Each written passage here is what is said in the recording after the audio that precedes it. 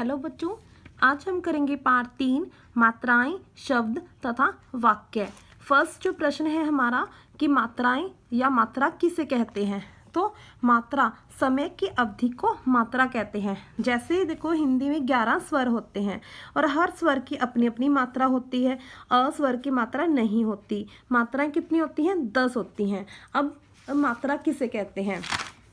तो मात्रा जिसे बोलने में समय लगता है उस समय को मात्रा कहते हैं। जैसे हमने यहाँ पर आ की आवाज़ निकाली, आ, ई, तो इस जो ये मात्रा को बोलने में जो समय लग रहा है, जैसे ई, ऊ, उस समय को ही मात्रा कहते हैं। और यहाँ पर मात्रा के चिन्ह भी दिए हुए हैं।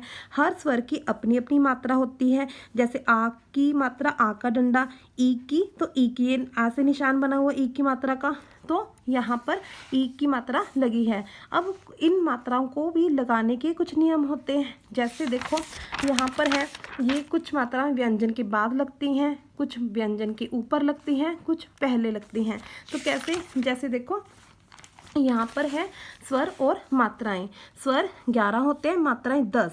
तो यहाँ पर सबसे पहले हमने यहाँ पर देखो, यहाँ पर आ की मात्रा है तो यहाँ पे ये व्यंजन है क। हमने कोई भी व्यंजन ले सकते हैं, जैसे हमने क ले लिया तो हमने आ का लगाएंगे तो व्यंजन के बाद ही लगाते हैं, कभी भी पहले नहीं लगाते। तो इसका मतलब क्या हुआ? आ की मात्रा कब लगती है? व्यंजन के बाद। ई की मात्रा, ये सिर्फ एक ही मात्रा ऐसी है जो यहाँ पर व्यंजन के सबसे पहले लगती है। कोई भी मात्रा व्यंजन के पहले नहीं लगती, तो सिर्फ ई की मात्रा है जो व्यंजन के पहले लगती है।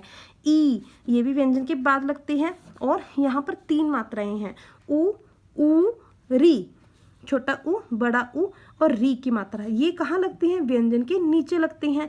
जैसे देखो क के नीचे, बिल्कुल नीचे लगी हुई है क की मात्रा, ऊ की मात्रा, ऊ, री, ये सारी जो है 3 मात्राएं व्यंजन के नीचे लगती हैं। अब 2 मात्राएं ये देखो ए, ऐ, ये कहाँ लगती हैं? ये देखो बिल्कुल व्यंजन के सिर के ऊपर लगती हैं, हेड पर लगती हैं, के, ऐ। यहाँ पर है ओ की मात्रा और औ की मात्रा, ये भी दोनों व्यंजन की बाद लगती हैं। अस्वर की मात्रा नहीं होती, लेकिन अस्वर की मात्रा यहाँ पर व्यंजन में सुनाई देती है। ऐसे क, अ की आवाज़ इसमें अपने आप आती है। ठीक है, तो अब यहाँ पर व्यंजन के साथ ही मात्रा लगती है। यहाँ पर ये देखो व्यंजन के बाद आ की मात्रा, बड़ी की मात्रा, ओ की मात्रा, औ की मात्रा, व्यंजन के ऊपर ए और ऐ की मात्रा, व्यंजन से पहले छोटी की मात्रा, व्यंजन के नीचे छोटा ऊ, बड़ा ऊ और री की मात्रा। अब सेकंड है र के साथ कैसे लगती है। र के साथ देखो यहाँ पर कभी भी हम र के ऐसे नहीं लिखते, र को छोटों की मात्रा है, र को बड़ों की मात्रा नहीं लगाते। तो छोटों की मात्रा कैसे लगाते हैं? जैसे हमने यहाँ पर र लिखा, इसके यहाँ पर बीच में ऐसे मात्रा लगाते हैं।